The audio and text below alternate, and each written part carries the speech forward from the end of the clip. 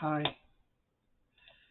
Hi, Craig Howard here. Happy to be with you again this morning. I am recording my audio and video devotions at the same time. So if you're watching this on video, you're going to see me wearing the same shirt for the next few days because I'm going to record them all at once. I just wanted to share something that I have never dealt with in any type of devotional. It's something preachers get criticized about when they talk about. Um, but it's a biblical reality. And so I want to just take a minute. I just want to touch on this. More than a quarter of American evangelicals don't give any money to their church. About 11% of evangelicals never attend church. They say they're evangelicals, but they never attend church. So that accounts for some of it. But according to a survey, another 50% never put any money in the offering plate, never give in any way. Uh, Historically, the giving increases with age and so forth, but study notes that millennials and Generation Zen are much more likely to give to their family than they are to the church or to support an institution. 10% of churchgoers give more than 8%. 23% give 2 to 8%. 26% give 0%. 42% give less than 2% of their income to the church.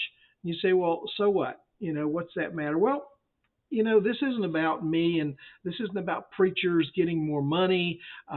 This is about the church being able to do the work of the church. I get calls every week of people that are in need, that have various needs that they're faced with. I shared about helping a family, how we helped a family not too long ago whose porch had been destroyed and we had to rebuild that porch.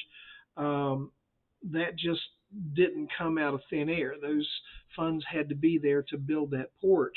Jesus said when he was watching a widow in Luke 21, verses 1 to 4, Jesus looked up and he saw the rich putting in their gifts into the temple treasury. They were giving out of their abundance. They weren't hurting themselves in any way. But he saw the gifts giving their gifts into the temple treasury. He also saw a poor widow put in 2 very small copper coins. Truly, I tell you, Jesus said, this poor widow has put in more than all the others. All the people gave their gifts out of their wealth, but she, out of her poverty, put in all that she had. Jesus pointed out that this woman's sacrifice was significant and that it was noticed by God. God notices when we choose to withhold from our giving. God notices when we give out of sacrifice, and he notices when we just give a little bit out of abundance. You say, now, preacher, you're really dipping into my personal business. I'm not trying to hurt your feelings. I'm not trying to go after your finances.